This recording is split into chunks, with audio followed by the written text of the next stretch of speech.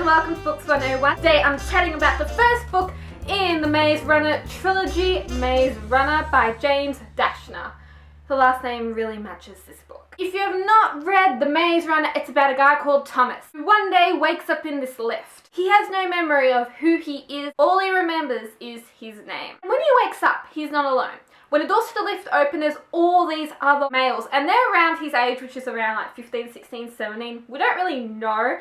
And they're all trapped in the glade. This glade is like this little community that these boys have set up, because they're like the only ones in there. The glade is in the center of this huge maze. You have these boys called the runners, and every single day when doors open, they try to kind of run their way out of the maze, see if they can find the exit to the maze. No one ever finds anything. Of course, in this place comes the trouble. Every single night, the doors to the maze close. I'm not going to give away why the doors close, but the doors close. One day, because there's all these males, you can imagine a girl is sent up. The message she delivers changes everything. It's got action, it's got thriller. You could say maybe a tad of romance, but there's not heaps of romance in here, so for all the romance lovers, this is not your book. So that's the end for the non-spoiler section for The Maze Runner. If you have read this book, stick around and let's talk about it. If you haven't read the book and you sound really interested, go pick it up. It's not that bad. So if you don't want to be spoiled, click out. Okay, let's talk this book. The first couple of chapters were so effing frustrating to get through. I felt like really just throwing this book. I did, and I admit it. I was as frustrated as Thomas was when no one was telling him what the hell was going on. What's happening? What's this maze? Why are they trapped there? What's the changing? You know what also frustrated me? At the same time that it was confusing, Thomas was pissing the shit out of me. But I carried on with the book. Finally start to get answers in this book around chapter 7 when Adley takes him on that tour. The lift is called the Box. Once a month, a boy is sent up through this box, but no one knows why. And through this box also supplies the center, but there's no way out. There's always in this book no way out. It is so freaking repetitive that they just keep repeating this. Especially the way that Thomas and the other guys in the glade keep repeating this.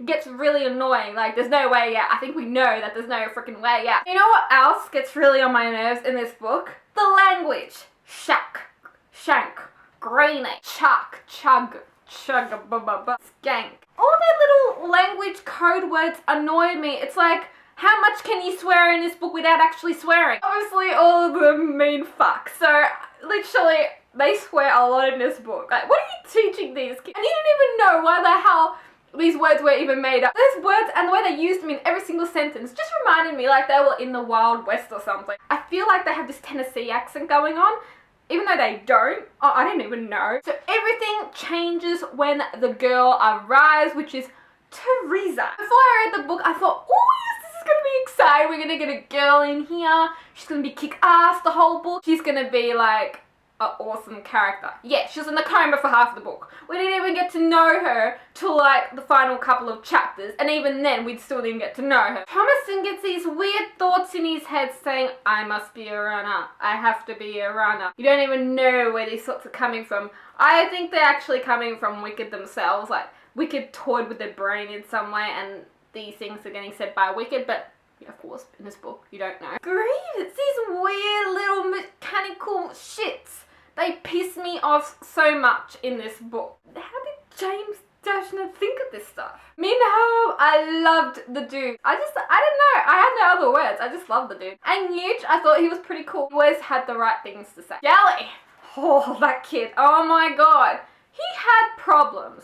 Major problems. Things start getting even weirder in this book if things weren't kind of weird enough. When Teresa and Tom have this telepathy. Finally starting to get somewhere now when Teresa actually tells him that like they did this to them. These are the trials. The juicy end of the book. Finally, it's been building and building up and now it's finally here. When they wake up and there's like no sun. And the supplies aren't coming up, and the doors don't shut. And they go to Homestead or something like that to hide from the grievers. I don't know.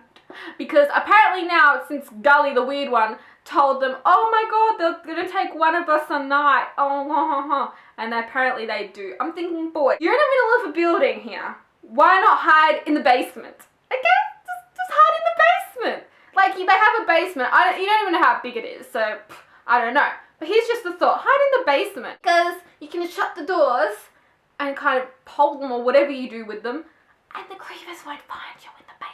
Thomason finds out that the walls to the maze actually spell a code. Thomason decides to be all heroic and actually get bitten by one of these grievers things so that he can go through the changing, so he might be able to record what the message is that the walls are given. But when he goes through the changing, it's like dark and, you know, gloomy and everything, and then we're left hanging till chapter 49. We find out that he actually helped create the maze. These boys were taken when they were really young. Apparently they're really smart, and they're all named after like smart people.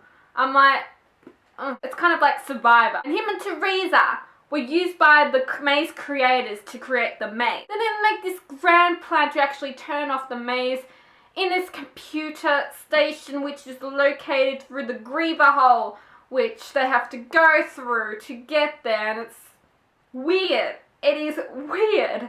This part is just so weird. I was kidding myself. To shut the maze off, they had to insert these weird words. Then it's like, well, to distract the grievers, we have to sacrifice a kid. And then Tom goes, oh, no, I will sacrifice myself. He jumps in that freaking hole, and like 20 kids have to die for it. But at least he's shutting off the maze. It's so funny when they're shutting off the maze. They're totally oblivious to that freaking red button. And then Chuck's like, oh, look, there's a red button. Push it.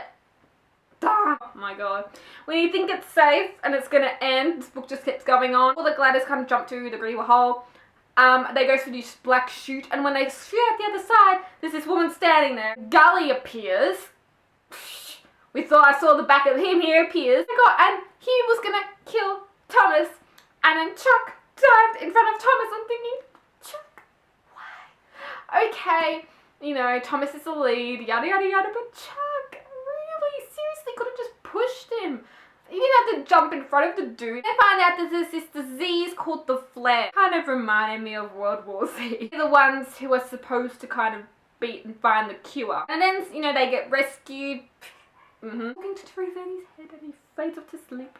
And then the people in Wicked are like, commence stage 2, baby. And that one goes to the second book. It was a good book, but I think things could have been explained a lot better, because I was actually quite confused a lot of times in this book. That's it for my Maze Runner book talk. I hope you enjoyed it. Check out more book talks, just head to my channel. I'm Miranda. See ya!